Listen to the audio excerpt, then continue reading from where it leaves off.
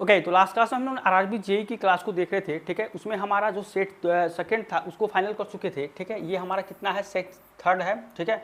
Railway JEE के अंतर्गत ये है RRB JE stage first CBT exams, ठीक है। तो इसमें हम साइंस के रिगार्डिंग जो भी क्वेश्चन है उसको यहाँ पे देख रहे थे। तो यहाँ पे हम थर्ड शिफ्ट में जो आपका जो है क्वेश्चन को देखेंगे। फर्स्ट क्वेश्चन इसका है कि विभिन्न प्रकार के ऊतकों में अध्ययन को क्या कहा जाता है, ठीक है।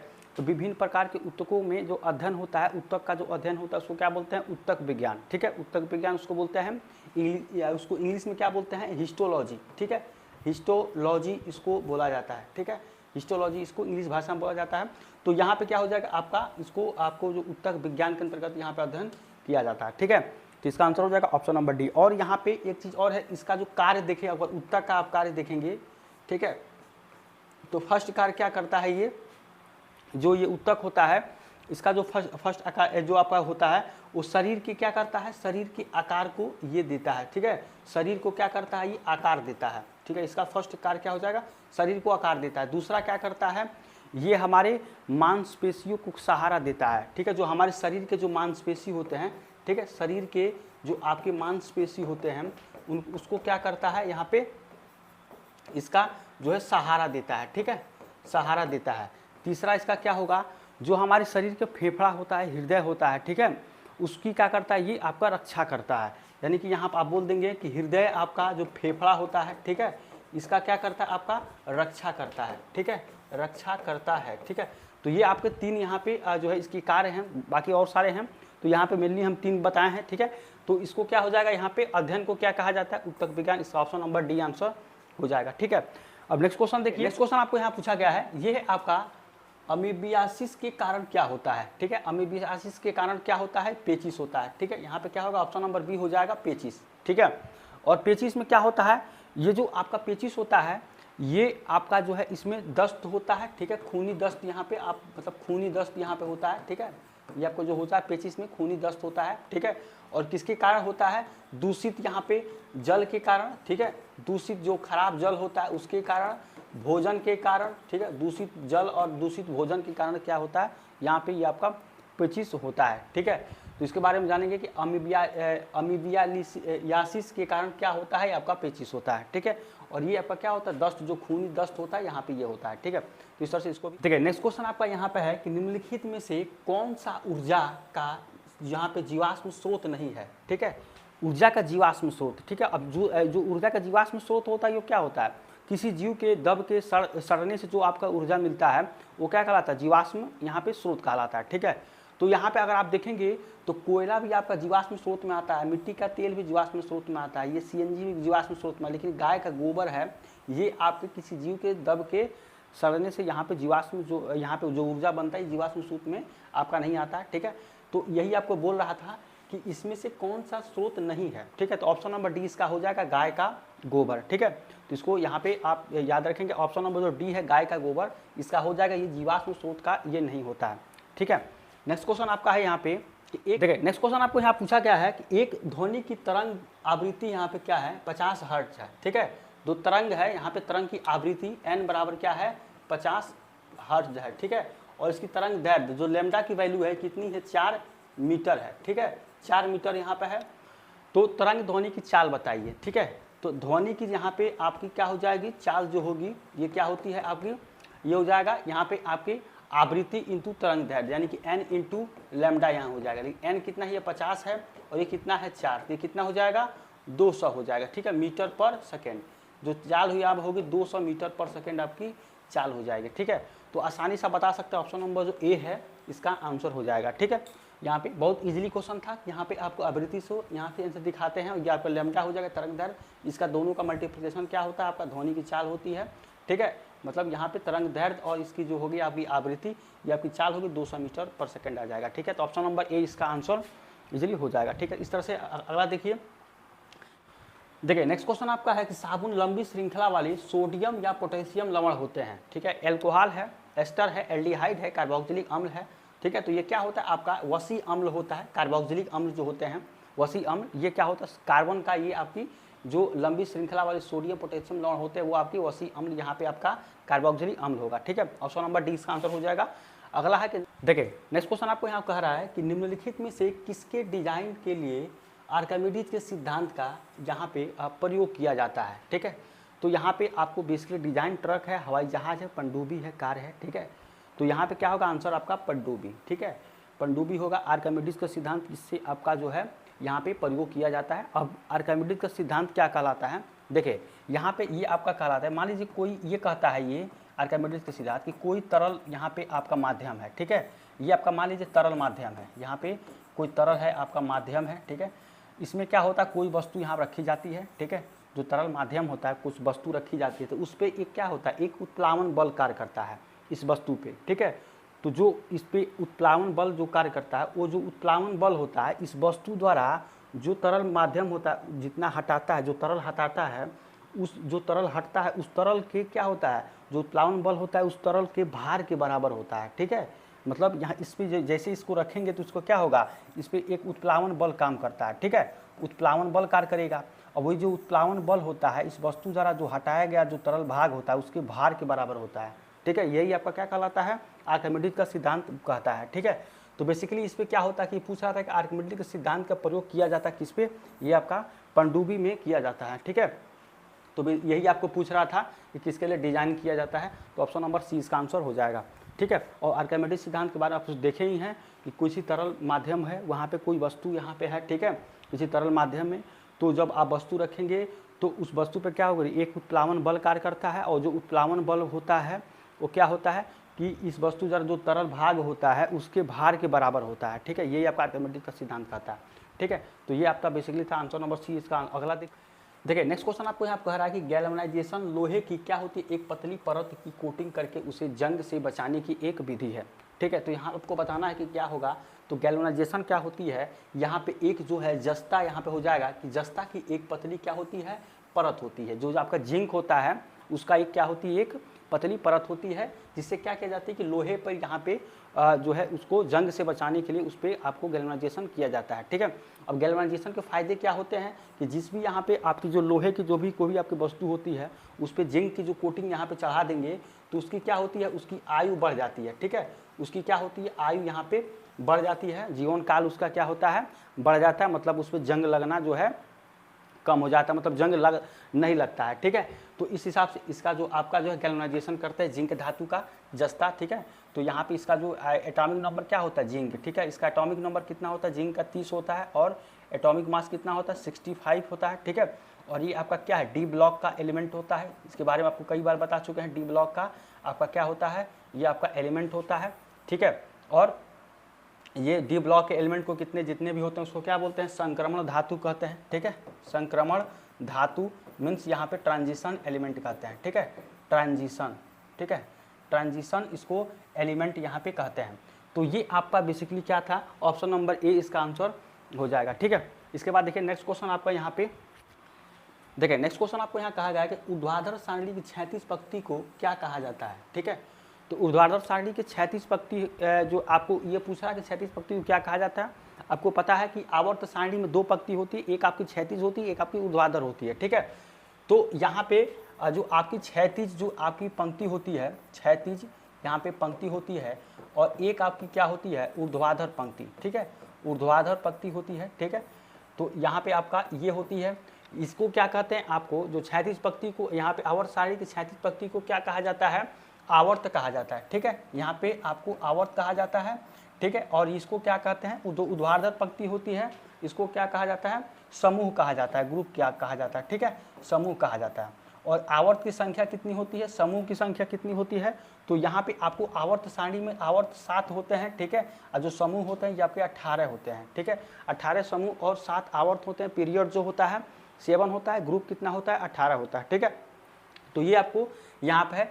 तो मान लीजिए यहाँ पे आपको पूछा है कि आवर्त सारणी के क्षैतिज पंक्ति को क्या कहते हैं, तो आपको क्या कहते हैं, आवर्त कहते हैं। ठीक है, तो अगली बार हो सकता है क्वेश्चन आपको एग्जाम में जो क्वेश्चन पूछे वो आपको ऊर्ध्वाधर को आप पूछ दे। ठीक है, तो उसको क्या कहते हैं, समूह, और उसकी संख्या कितनी होती है, 18। ठीक है, तो इसको इस तरह से याद रखेंगे। और दूसरी चीज़ यहाँ पे जो आवर्त सारणी है, ठीक है, इसको किसने यहाँ पे बनाया था, तो मेंडलीफ ने। ठीक है, आवर्त सारणी को किसने बनाया था यहाँ पे, मेंडलीफ ने। ठीक है, तो इसको भी याद रखेंगे, ये भी आपका एग्जाम में क्वेश्चन जो है बनता है। ठीक है, तो ये था क्वेश्चन, ऑप्शन नंबर डी इसका आंसर हो जाएगा।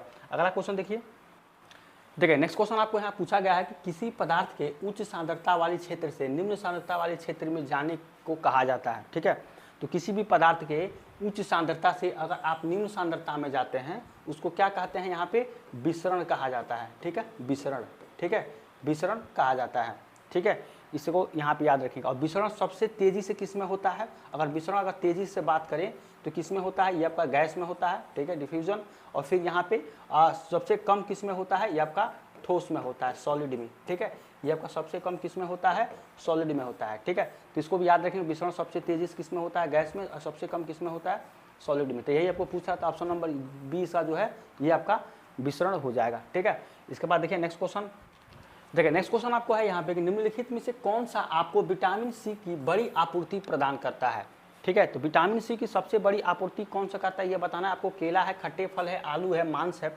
तो जो आपका विटामिन सी होता है, ठीक है, वो खट्टे फल से यहाँ पे आपको सबसे ज़्यादा में मिलते हैं। ठीक है, और विटामिन सी को क्या कहते हैं, जो आपका विटामिन सी होता है उसको क्या कहते हैं, एस्कॉर्बिक, यहाँ पे एस्कॉर्बिक अम्ल कहा जाता है। ठीक है, एस्कॉर्बिक अम्ल यहाँ पे इसको कहा जाता है, एस्कॉर्बिक एसिड इसको बोलते हैं। ठीक है, तो ये आपका आंसर होता है विटामिन सी का, खट्टे फलों को एस्कॉर्बिक अम्ल कहा जाता है। तो ये हो जाएगा आपका यहाँ पे ऑप्शन नंबर 20 का आंसर हो जाएगा। ठीक है, इसको भी याद रखेंगे। अगला है आपका, ये क्वेश्चन है कि एक अवतल दर्पण इसके सामने, ठीक है, कोई एक अवतल दर्पण है, उसके सामने क्या कहता है कि 5 सेंटीमीटर की दूरी पर रखी गई वस्तु का जो वस्तु का 3 गुना आवर्धित वास्तविक प्रतिबिंब उत्पन्न करता है। आवर्धित मतलब यहाँ है आवर्धन जो होता है, आवर्धन क्षमता कितना m के बराबर, किसके बराबर होता है, -v/u होता है। ठीक है, तो यहाँ पे इस फार्मूले का यूज करके हम लगाएंगे तो कह रहा कि 3 यहाँ गुना आवर्धित, यानी कि m की जो वैल्यू है वो आपकी 3 दिया गया। और यहाँ पे देखेंगे अवतल दर्पण है तो कितना हो जाएगा, -3। इसके बारे में लाइट चैप्टर में और जितना भी हम ALP के लिए जो भी आपका प्रैक्टिस सेट कर रहे थे उसमें इसका बहुत सारा मैक्सिमम क्वेश्चन हम क्या किए हैं, सॉल्व कर चुके हैं। ठीक है, तो ये आपका माइनस ये हो जाएगा। तो प्रतिबिंब जो है यह प्रतिबिंब दर्पण के सामने कितना दूरी पर स्थित है। ठीक है, तो ये आपका कह रहा है और इसके सामने कितना सेंटीमीटर की दूरी पर यहाँ पर रखी गई है। तो यूँ आपका कितना दिया गया है, ये भी आपकी कितना है, -5 है। ठीक है, अब यहाँ पे इसके फार्मूले में यहाँ इसको रख देंगे तो माइनस यहाँ पे m की वैल्यू कितना है, -3 है।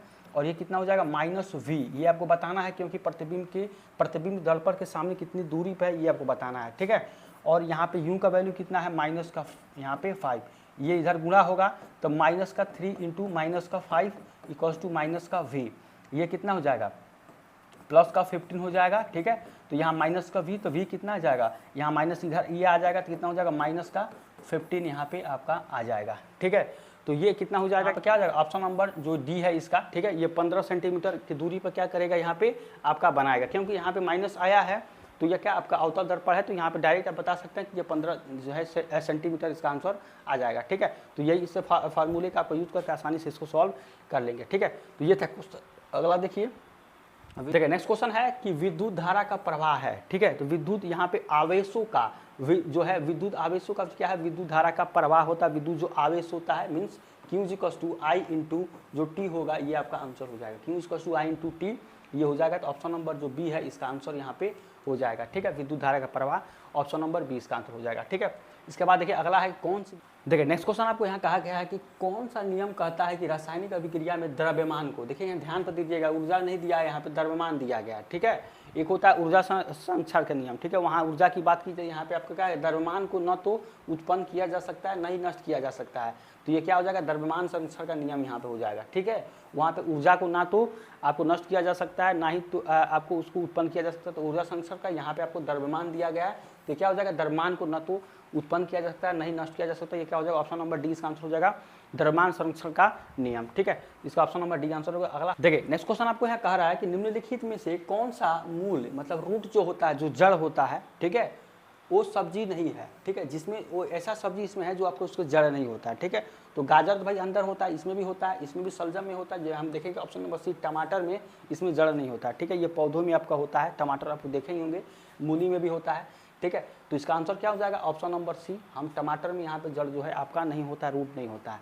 तो ऑप्शन नंबर, देखिए नेक्स्ट क्वेश्चन आपका है कि मानव हृदय की सामान्य धड़कन औसतन प्रति मिनट कितना होता है। ठीक है, तो औसतन कितना प्रति मिनट होता है, ये होता है आपका 60 से 100 यहाँ पे आपका प्रति मिनट यहाँ पे आपका होता है। ठीक है, औसतन कितना होता है, 60 से 100 प्रति मिनट। ठीक है, तो ऑप्शन नंबर सी इसका आंसर होगा। ठीक है, ये आपका आंसर हो जाएगा, ऑप्शन नंबर सी। अगला है आपका, देखिए नेक्स्ट क्वेश्चन आपको यहाँ कहा गया है कि घर्षण बल के बिना निम्नलिखित में से कौन सा कार्य कठिन है। ठीक है, तो घर्षण के बिना क्या काम करो, आपको चलना, मतलब गीली वस्तु जो जगह है वहाँ पर आप नहीं चल पाएंगे, बाकी सब काम जैसे मान लीजिए यहाँ पे दिया गया ऑप्शन नंबर ए में एक भारी बक्से को एक जगह से दूसरी ले जाना, बिना घर्षण के काम नहीं हो सकता, तो ये भी हो सकता है। कैरम खेलना ये भी होगा, दरवाजे का संचलन, ठीक है, घर्षण से ही होता है।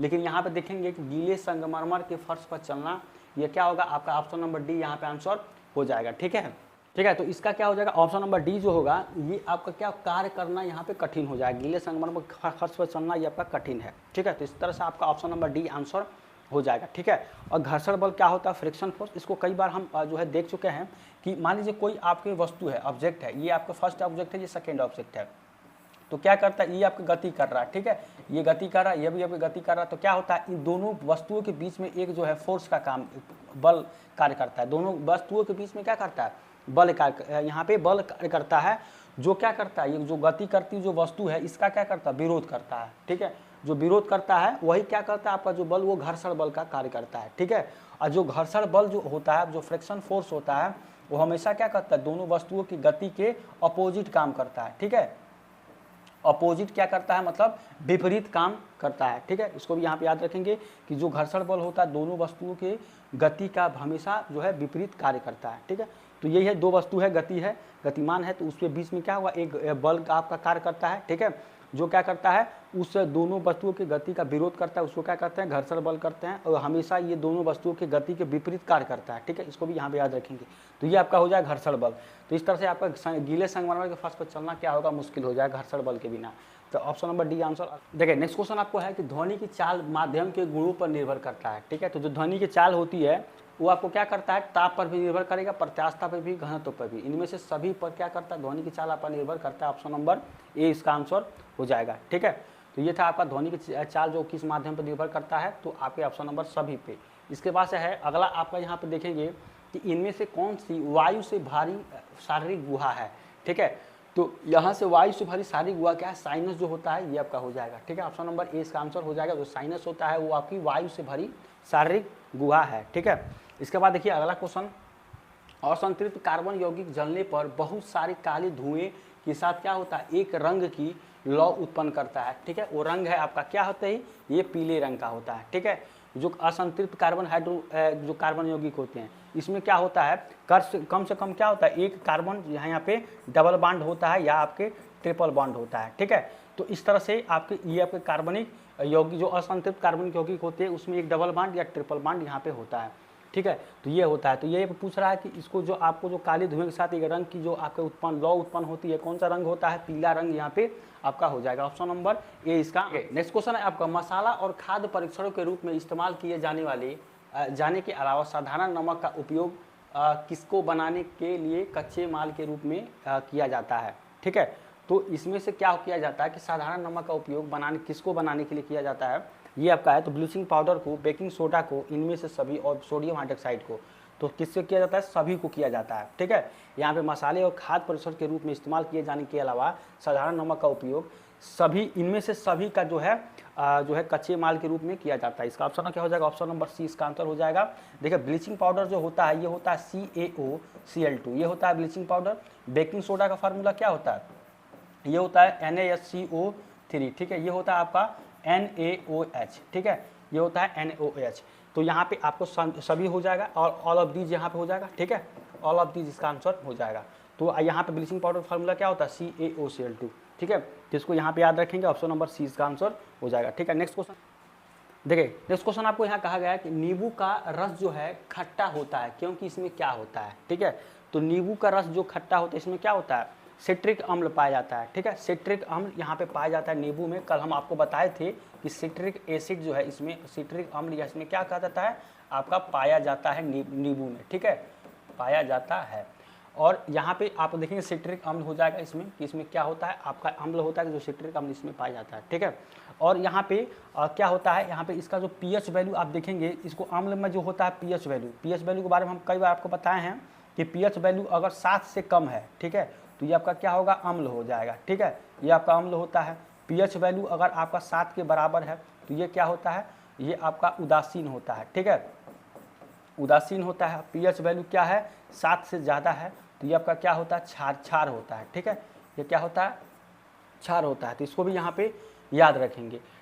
ठीक है, तो इस तरह से क्या हो जाएगा, नींबू का रस खट्टा होता है, इसमें क्या होता है आपका अम्ल पाया जाता है। तो ऑप्शन नंबर यहाँ पे आपका सी आंसर हो जाएगा। ठीक है, तो ये था हमारा आज का क्लास। अगर आपको आज का क्लास अच्छा लगा तो चैनल को सब्सक्राइब, लाइक, शेयर करिए। ठीक है, और इसका जो पार्ट है, ठीक है, इसमें बहुत ज़्यादा नहीं है, 4 से 5 जो है सेट और यहाँ पे हमको देखना है।